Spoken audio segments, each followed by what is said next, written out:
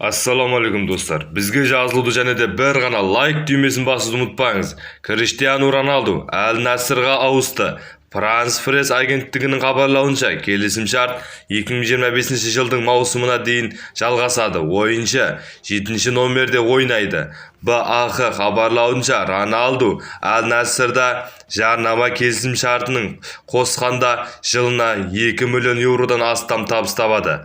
Қатарда өткен әлем чемпионатында Роналду Манчестер Юнайтедпен келісімшартты бұзды.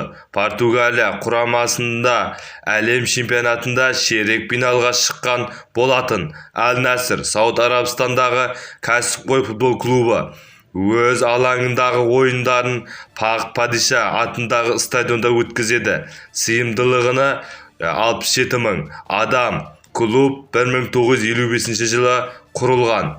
Хайыр сау болыңыз. Бізге жазылуды ұмытпаңыз.